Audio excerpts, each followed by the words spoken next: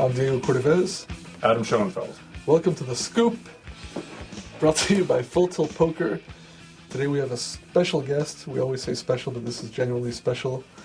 Just back maybe if you didn't cry wolf on all the other boring shows, just back from a triumphant European tour, final table of the WSOP. And when he won 2 bracelets in his debut at the World Series, he was the youngest guy ever to do that. And he's had a lot of other big cashes at the World Series. And he's a guy who, in the big live tournaments, he's done really well. But online, he's been around and won trillions of dollars. I like this Fischman kid. He's a good kid. Scott Fischman is his name. We like to bring all the facts and then surprise with the name. Sometimes we forget to say the name. Scott Fischman. So you just got back from London, World Series of Poker Europe, which I remember Benny Binion telling me years ago this was his dream that he contemplated back in the 70s. That Europe, Asia. One day. But for those of us who didn't go, was this just like the World Series here, or how different was it? Yeah, it didn't really feel like it. Everything? To me, really, I had such a bad year at the World Series. I didn't really play that much, but when I got there, it didn't have the feel, you know. I think I just went there for one tournament, and, you know, normally I would get there, play everything, da-da-da. But, you know, I was like, you know, the World Series is over for me this year. So I just kind of was like, oh, it's a good tournament. I like London. And, you know, I just... So one tournament, and you made the final table in the main event. And it really didn't feel like it the whole time, really. I mean, I don't know, it was just... We always talk about the main event here being a unique tournament because there's so many weak players. Yeah. It's such a different style of play, so much more of passive style. Now, Europeans have the reputation for not being passive. Yeah, at least at the poker table, maybe in... Was the field a lot tougher? Because The field was... It wasn't as tough. I mean, I got really lucky with my table draws. But I mean, you do have a lot of Scandies, and you sit down, and... The Scandinavians are nuts. Scandies, yeah. Is that even is that like polite terminology? I'm not sure I'm going to use that. They don't mind. Scandi? Yeah. Yeah, they don't mind, I don't think. Right. I mean... so a lot of Scandies. A lot of Scandies. You sit down and... Northern European idiots. You have to quoting Phil Hemmeth. They don't talk a lot either. You have to make them say something so you know where they're from, because it could just be any guy. And if any they're skinny from like, blonde kid. Right. So you get down and you try and make them talk, and as soon as you hear them, what is? Right. You know, you're like, oh, okay. Right. So, you know... we should have to have their screen names in front, too. Dude, I said that at the World Series. All the young kids, they should have to give their ID and their screen name. That would be great. But, yeah, the World Series here, there's so much hype and there's so much expectation, and you look forward to it all year, and it's so big, and there's so many people. But there are also so many guys who satellited in, and guys who were just taking their one shot. There were satellite guys there, too, though, right? There was. From Betfair, 2 of them made the final table, I think. One guy was in on a free roll. But here's the difference, right? The difference is, in the World Series, the people that are in for free are really like, they have no clue, because there's so many chances to get in. Right. But this guy was like the only guy that got on a free roll. He was like aggressive. You know, he was fought his way. Yeah. He was making he was making the right mistakes. Yeah. Right. He wasn't easy to play against. He was like, he check raised me on the river one time. This guy, when we had like 3 tables left, and I thought for a long time I made an ace on the river and value bet it. Mm-hmm. He check raised me on the river. This is before I knew he was a qualifier. And he check raised me. I was like, I really should have folded, but I was like, and he shows like 6 high. That's you know, that's the qualifier that made the final table. There you go. It's a little bit different. So you finished Would you finish 6th? Okay. 6th, yeah. With a tough final table. I mean, a real star-studded final table. It was, yeah. The 2 Russian unknowns. One of whom was at the main event final table. Ivan Demidov, he's a really nice guy, really talented, really knows the game, really has a lot of gears. I was rooting for him. John Juan and Daniel Negreanu both there. John, yep. Now, I read about a decisive hand, or it seemed to be a decisive hand, and I don't know, sometimes it's not always reported accurately, but it seemed like a fascinating... never reported accurately, by the way. Sometimes. That's 100% true. It's 100% inaccurate. Go ahead. Okay. It'd be more fun if they were as reported a lot of times, but it was it sounded fascinating to me, because we all know that final table, you're going to be re-stealing a lot. Guys are stealing and the best plays to catch them. But they reported a big hand where a guy raised, another player re-raised, and you came in cold for 3-bets, for a big 3-bet, no limit. But you were on a bluff. I mean, you had a garbage 10 deuce, hand, 10 deuce, and you ended up getting involved. And of course, if it's reported accurately, it's fascinating because when you've got a raise and a re-raise, you've got to have a really good line on these guys, or something else is going on. Well, what it was actually was we were down to like 3 tables, I think. I was doing really well in chips. I had like 600 about at the time. And the blinds were like 2,000 and 4,000. I had played with Ivan previous to this, getting to this table. I had not played with Brian Townsend, who ended up being the guy in the middle. But you know, I have some another big name. I have some previous information about him. You know, I already know he's a good player. And he's an online, right? I mean, I know he's not just some idiot that's going to call with jacks no matter what. Right. You know, basically. So I came in for 11,000, and there was some pre-history as of the guy's blind that I was raising. Like the last 3 rounds, every time somebody raised his blind, it went like raise, squeeze. Like, so the guy, it was like, you know. So there was some history there. So I came in for 11. Brian makes it 28. He has like 200K. Ivan makes it 56, which is a min re-raise, and he has like 450. So they have the perfect stacks to make a laydown. Right. Well, consideration. Basically, instantly I knew that Ivan was going to play for Brian's stack, but didn't want to get involved with me. Period. That was just instant, 100%, no doubt in my mind. So when it came back around to me, you know, now there's X amount in the pot, which is a lot, and I know Ivan's folding, 100%. And you know what? If Brian has kings or aces, then he has kings or aces. He can even lay down kings. He thought for 10 minutes. He didn't want to call kings. And he can't hurt your stack that much. No. He has 200K and I have 600. So, and we're playing 2-4. So if I lose the pot, I have 100 BBs. You know, come on. And it didn't even cross my mind to not do the play. And he had 2 jacks, as it turns out. He had kings. Oh, kings. Yeah, he thought for really. But there's no way he's going to lay down. Even though you're unlucky that he actually had kings, because he would have laid down jacks. He would have laid down anything but kings or aces. Yeah. If I was in a seat, I would have laid down kings. I would have. 100%. With 200K and 4,000. Right. And you're making a super strong move again. What's the percent of time that you're going to see? Well, Scott Fischman can have it like 25% of the time as a bluff, but a normal player in that spot, it's going to be a bluff like 2% of the time. And even 25% could be high. I mean, that's a strong I know. play. You know, at that stage against those players. No, it's almost never a bluff. What was your? I mean, obviously, the risk against Brian is totally understandable because he's in the middle. He could have a strong hand, but he could his life is on the line. And if he does get in there, you can still win. But if you don't, of course, it's not knocking you way down. But what was your read on Ivan that made you so confident? Because that's the real risk. This is the guy putting in the extra risk. I just knew. I just knew that he didn't want with his raise size. Okay.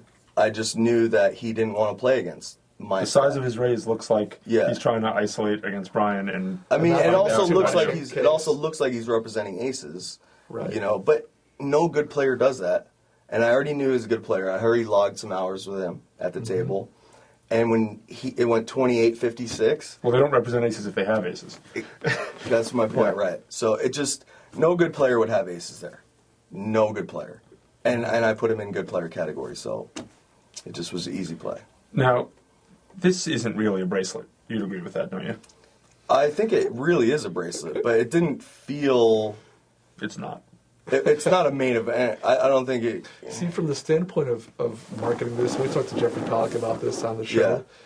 The fact that they got John Juanda and Daniel Negreanu to go there. Scotty, at the final table. Oh, yeah. And, and Scotty and the guy, Ivan from the main event final table and Brian Townsend. I mean, this actually gives it a lot of credibility, whether it deserves it or not, because, of course, it's not the World Series where you have thousands of people coming Right, here. right. It's a much more select field. You bring people go all the way to London. It's a whole different situation. But from the standpoint of Harrah's, this was the best thing that ever could have happened. I mean, they get a legitimate. I understand champion that they're and everything. extending their brand, but Look, it's bad enough that there are like 80 bracelets given at the real World Series. Yeah, And now they're No, just see, I giving. don't agree with that either. That's just in the daytime. No, Right. see, I don't agree with that either. I really feel like the value of a bracelet is kind of diminished Kind of. by a lot. That's why I'm glad I don't have one. That's why. That's why you're not trying to win one Yeah, anymore. you guys, yeah. That's why I feel like this does count the same as a bracelet because I already lowered the value of the other bracelets. Right, anyway. that's a good Right. point. Yeah. Okay, I see that. Compared to the 19th $1,500 no limit,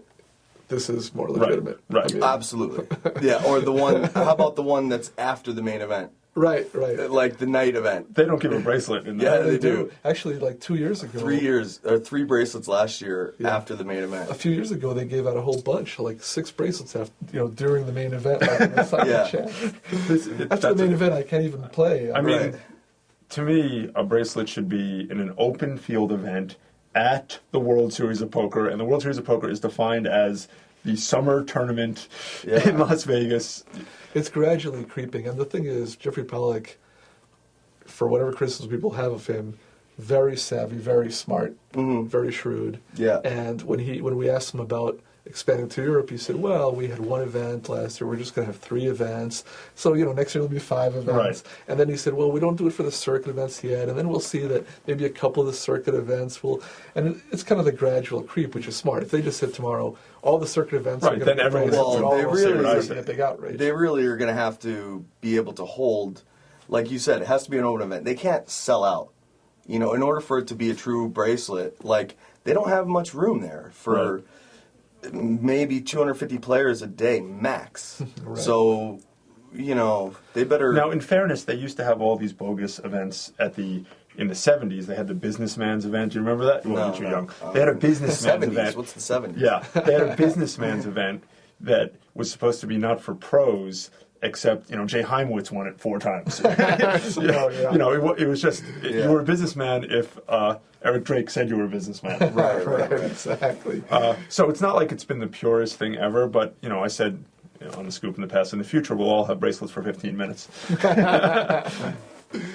One thing, speaking of the World Series, when you first came to prominence, I mean, you won 2 events Right.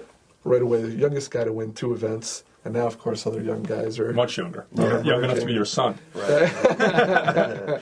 But ESPN had made a big deal about the fact that you were part of the crew. Right. And I mean, it was a great marketing thing because Yeah. you guys got all sorts of attention and you backed it up because if it was just a bunch of guys playing... Everyone in the crew except like 2 guys is That's not won too bracelets exciting. or No, World Poker Tour there's championships. been a lot of success. And Yeah. Dutch is just an intelligent guy. When Dutch and- said we're going to take over the world of poker, everyone Look, scoffed, and then they sort of did it. Yeah, For a well, while they did. For a while they Joey did. won the 25K at Bellagio Yeah. for $4 million. Joe Dutch- Bartoldi. Yeah, Joe Bartoldi. Me and Brett I had 2. He had 1 that year. And Dutch. And Dutch was a runner-up. Plus, that year that I won the 2, I had cash in like 5 events. Dutch cash in like 5 or 6. It was like we had like 20 cashes. It was ridiculous. Do you guys still have that relationship? Yeah, Obviously yeah, it's not we're the same, but... we're still friends. I mean, but that bond that we had really was just young guys coming onto the scene and learning. I was so new. I needed to learn different styles of the game. What was really nice about the 4 of us, the primary 4 that were playing the big tournaments, is that we all had like a different playing style. Like Brett was, I was a rock. Dutch was really creative. Joey was really aggressive, and it was nice for me to learn all that and to have some people to trust and talk to about the game and just. I mean, I suggest that for anybody learning poker, you have to have somebody that you can, confide in. When you see these super successful young guys now, a lot of them are in crew-like. Right. They live in the same house Yeah, they're during in the World frat Series. houses, I know. Yeah. Right. And then See, It's we're, big, though. we're at a huge disadvantage because at this point in my life, we're not living with a bunch I'm of not going to be dudes. living with a bunch of dudes. Right. No Right, matter- right, I right. think I could make $5 million a year in poker. Wouldn't be worth it. But No, when you're it's- just in your 20s, it's Absolutely. fun. Yeah, it's fun, and Dutch was really bright guy, and he foresaw a lot of what's happening in the poker industry. He knew that was going to get us a lot of attention. I mean, he was ahead of his time on a few things. He was ahead of his time on a lot of things. Yeah. Now, you guys were living in the same house and also comparing hand histories and, I mean, really scientifically approaching I don't know the game about scientifically, but yeah, I mean, there was a lot of work. There was a lot of work. But it wasn't just, you're all playing. Right, it wasn't just random beer drinking. Right. You know what I mean? It was traveling, it was focus, it was a lot of it was hard work, you know. You put a lot of time in. I can remember back to my first, trip. It's funny, the first trip I ever made to Tunica as like part of the crew, I met Chino, who's not Chino, Grinder, and Grinder's buddies. Right. And then me, Brett, and Dutch, that was like day one. Boom. And none of us had ever won anything over 10,000. Right. You know what I mean? It's like it's See, a lot of people don't know Adam would periodically visit the house too, kind of like a Timothy Leary visiting the hippies. Well, that was like the LA crew house, and I was like the weird older guy. No, Scott wasn't around then. Oh, okay. I always like the image of you. That's funny to me. I just think of like in the 70s or the 60s, I guess. Hippies sitting around, and then like there's a kind of weird older dudes. Yeah, that's me. Got through a divorce, and they're kind of. I haven't been divorced. Did you think that your immediate and overnight success came a little too soon for you? No. Actually, I'm glad that it didn't come sooner because, growing up in Vegas, I had a fake ID real early on. I had friends that were much older. I was gambling. I had a really high-paying tip job at the age of 18, valet parking. And pretty much I was degenning it up from like 18 to 21. You were on the path to full degen. Right. And luckily enough for me, I had gotten that all out of my system. By the time I turned 21 and was allowed to do it, I had, blown all my valet money and, learned poker, playing badly. And, then I'm smart enough to realize that you can't stay like that. So then I got the job dealing, which really honed my skills. And then, I really had all the degen out by the time. You suffered all the pitfalls before you had the big bankroll. That really would have. Because I 100% guarantee that if I had gotten that big score previous to me getting my hard knocks in Vegas, it would have been blown. You mentioned the dealing as a big part of your development, and I've seen you talk about that a bunch of times. And I can see in your case where you were determined to become a really good player, and you were very focused and serious. And other guys, there have been a bunch of guys, Johnny Chan, Mike Mendes, who started off dealing, at least for a short while. But, of course, in my experience as a player, dealers often are the worst players of all. So I see where you defend the honor of the dealers. But, of course, there's some examples of guys who definitely are good players, but as a general rule, as a general rule, they get the the stereotype is there because it's kind of true. You get off work. It's like just somebody getting off work. Yeah. Just somebody getting off work, and on top of that, you're trying to put a bad beat on the guy that hasn't tipped you in 4 hours. So of course, to this, you're trying to show them that you're smarter too. To a bystander, it may look like bad play, where you're driven by alcohol and revenge. Right. So that's how I live my life. Yeah. And it's not even just a bad beat, but I think. I remember when I started playing, I realized, because they allowed the dealers to play in the club, that, they want to kind of let you know, I'm even, I'm dealing, but I could beat you guys. Pride. There's a lot of pride. There's a certain dealer. A lot of ego. In my stereotype of a dealer who's playing, it's the a little knowledge is dangerous. Yeah. So they want to show you, but obviously there's a whole other thinking level of dealer, but they don't stay dealers forever. They become two-time bracelet winners and World Series of Poker Europe finalists. I don't have the experience of having done it, but I can see where if you're a dealer and you know certain guys are winning every day, you start to watch that. That's exactly. The other way to do it would be you're seeing all these terrible hands when every pot, and you figure, oh boy, 8-5 wins the pot, so it's a good hand to play. Yeah. I see it win 30 pots a day when I'm dealing, that would be a common pitfall for an unintelligent. That's what I mean. Right, but you saw 10 deuce win a lot. No, but for me, the dealing wasn't really like learning the hands and how to play the game. It was the social aspect of it. Really, like you said, watching the guys that come in every day and were making a living versus the guys that came in every day and were losing. Yeah. Just watching their, why and what is it that makes this guy a winner and this guy a loser, and really having a long time to study that aspect of it was pretty big. Now, Scott, I don't know if you noticed, but I think I got this shirt from Busting You. Yeah, but I got 3 at the house from Busting You.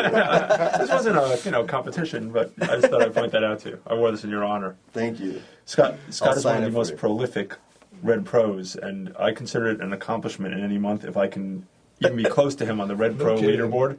But I'm the only one who looks at that. Do you ever look at that? I have looked at it a couple times, but I was looking at it once because I was like really proud of my PLO8 stats. And I wanted to get, because when they came out with the custom leaderboards. Right. But, I glanced at it and then it was too much work. So I glanced at it for like 2 hours a day.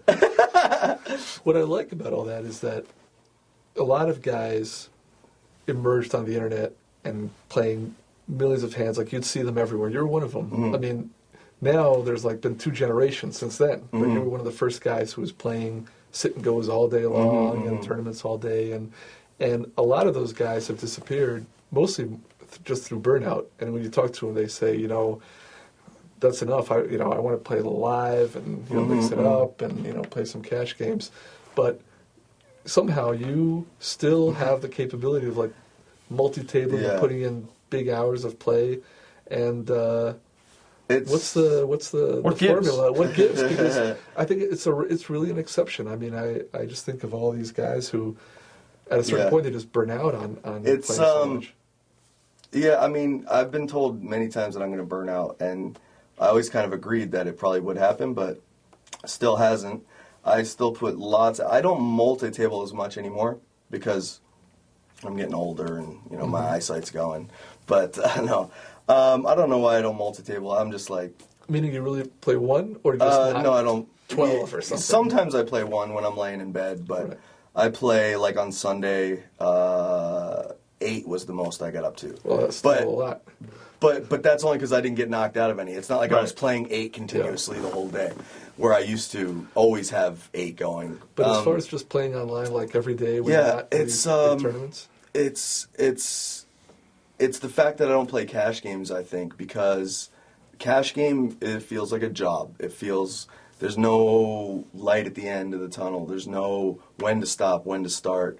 And it gets frustrating, too, when you're playing right and you lose all the time. Whereas me sticking to tournaments and sit and goes, I know it's a game. I know what I'm getting into. I know how much I'm risking. I know that I'm going to lose 95% of the time.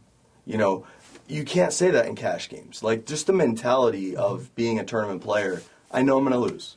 That's it. Every day when I wake up, I know that I'm going to lose until I don't. Right. And then, I just like the competition. I like how it's changing. I like it brings new waves of, you can't just play your game. Even if you're the best player in the world, you cannot play the best player in the world game continuously.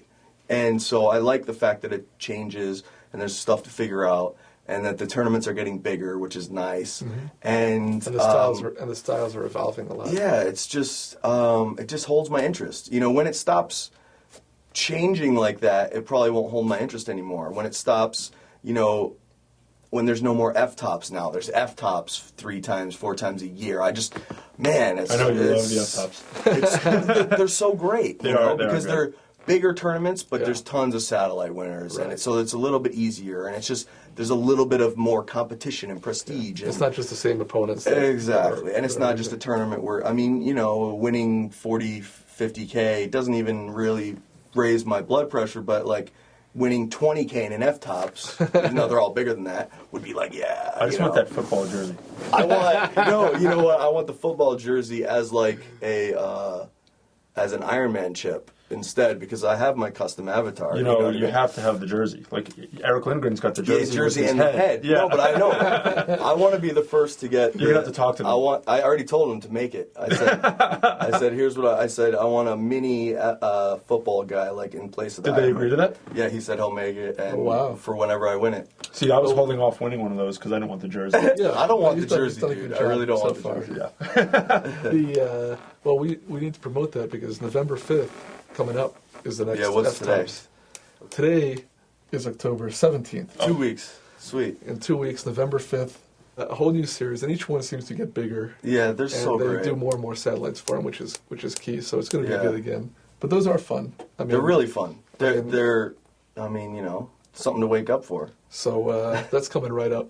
Scott, it's been excellent having you here. Thank you. Right off of your triumph in London, Yes. we showed these English again. Yeah. Who's boss? Yeah. And interesting to hear about that hand in particular. I was curious about. When I read that, I said, we need to talk to Scott about Yeah. this and get the lowdown. And like something There's always more context than what they show on absolutely. TV or report. And something I learned a long time ago from a friend, Daryl, is that, you know, any hand that you turn over, the more that somebody thinks or they can't get it or they can't figure or they think you made, you know, just means that we're playing our game. Right. You know? Right. Because it's going to happen. No matter what the outcome is, what you're taking them out of their game if now they don't have a good feel for what you're right. up to. Yeah. which is And key. I have a reason for everything I do. I'm not blind shoving. You know what I mean? There's always something Take ticking. note.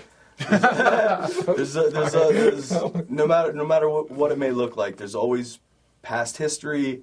There's online. There's notes on players. You can just pull up a table and watch somebody and just think that's the worst play I've ever seen. But there's something behind The it. past history is a huge part Yeah. of it. I make notes about what other people do. I make notes about what I did against them, which Absolutely. I figure they might have taken a note on. Yeah. And then afterwards, people may say, you know, that didn't make any sense. Or It why didn't would make you call any there? sense, Or why right. did you do that? It's like there's a lot more going Lot on. I more. still may have made an error, but Yes. it's not the error that you're assuming. It's a Right, and it's a not. And different it's error. not about the error, the outcome of the hand. It's that you're not going to regret the play because there was a reason behind it. And That's why I don't use the notes function. It's making it more challenging. Yeah.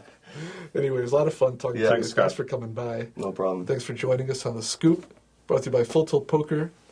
Don't forget about the F-Tops coming up. And write to us at scoop@cardplayer.com.